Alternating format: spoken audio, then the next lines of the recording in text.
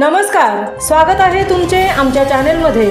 आवाज महामुंबईचा, शोध बातमीचा, कौल मनाचा।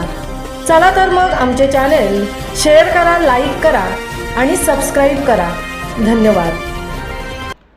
द्रोणागिरी स्पोर्ट्स असोसिएशनचा रौप्य महोत्सव 22 ते 26 डिसेंबर दरम्यान अनेक मान्यवरांची उपस्थिती लाभणार। नवोदितांच्या कलागुणांना वाव मिळण्यासाठी, त्यांना हक्काचे व्यासपीठ मिळण्यासाठी द्रोणागिरी स्पोर्ट्स असोसिएशनची स्थापना झाली। पहिला महोत्सव 11 ते 15 एप्रिल दरम्यान आनंदी हॉटेल शेजारील मैदानावर झाला। रायगड जिल्ह्यातील सर्वात मोठा कला, क्रीडा, सांस्कृतिक, शैक्षणिक महोत्सव म्हणून द्रोणागिरी स्पोर्ट्स असोसिएशनकडे पाहिले जाते। या वर्षीचा रौप्य महोत्सव पोकडविरा, चारफाटा येथील नवी मुंबई सेस मैदानात होणार आहे।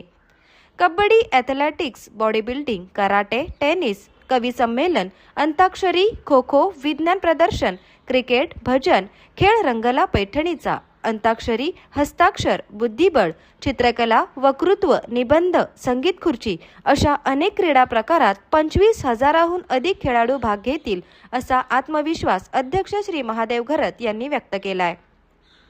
विविध क्षेत्रात उल्लेखनीय कार्य करणाऱ्या व्यक्ती आणि संस्थांचा द्रोणागिरी भूषण पुरस्कार देऊन सन्मान करण्यात येणार आहे। 2001 साली लावलेल्या छोट्याशा रोपट्याचे आता वटवृक्षात रूपांतर झाले आहे। रामायण काळात लक्ष्मणाला द्रोणागिरी पर्वतातून संजीवनी प्राप्त झाली, तशीच रायगड जिल्ह्यातील क्रीडा क्षेत्राला द्रोणागिरी स्पोर्ट्स असोसिएशन कडून संजीवनी प्राप्त झाली आहे। गेल्या काही महोत्सवात अनेक मान्यवरांची उपस्थिती लाभली आहे। या वर्षीच्या रौप्य महोत्सवात सुभेदार तानाजी मालुसरे, सुभेदार रायाजी बांदल, सुभेदार सूर्याजी मालुसरे, सुभेदार शेलार मामा यांचे वंशज, सिने अभिनेत्री प्रज्ञा म्हात्रे, होप मिरर फाउंडेशनचे अध्यक्ष फिरोज शेख, अभिनेत्री सरिता केरवासिया, रायगड क्वीन डॉक्टर मधु मिलिंद निमकर, सामाजिक कार्यकर्त्या दर्शना भोईर, सर्व पक्षातील राजकीय मान्यवर आदी मान्यवर उपस्थित राहणार आहेत।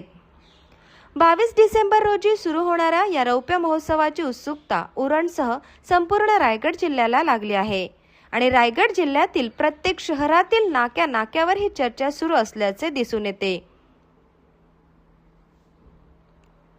द्रोणागिरी स्पोर्ट्स असोसिएशनच्या रौप्य महोत्सव यशस्वी होण्यासाठी द्रोणागिरी स्पोर्ट्स असोसिएशनचे सर्व पदाधिकारी, सदस्य विशेष मेहनत घेत आहेत। आवाज महामुंबईचा चॅनलसाठी मिलिंद खारपाटील, उरण। याचे प्रमुख मान्यवर माजी आमदार मनोज शेठ भोईर यांच्या उपस्थितीमध्ये या कार्यक्रमाचा उद्घाटन सोहळा संपन्न झालेला आहे। या कार्यक्रमासाठी विशेष उपस्थित असलेले अनिल मालुसरे, सुभेदार नरवीर तानाजी मालुसरे यांचे वंशज, ज्ञानोबा बादल, वीरश्री दीपाऊ बादल, सुभेदार रायाजी बादल यांचे वंशज, मिलिंद खारपाटील आपले संपादक, महामुंबई प्रकाश कदम साहेब, अध्यक्ष शिवमुद्रा प्रतिष्ठान, अप्पा उतेकर, प्रतापगड मशाल महोत्सव उत्सव समिती प्रमुख, ॲडव्होकेट मारुती गोले। द्रोणागिरी स्पोर्ट्स असोसिएशन हा जो काही उपक्रम राबवते त्याच्या मला मनापासून शुभेच्छा। घरत साहेब यांचा आपलं साहेब कौतुक करावं तेवढं थोडं आहे।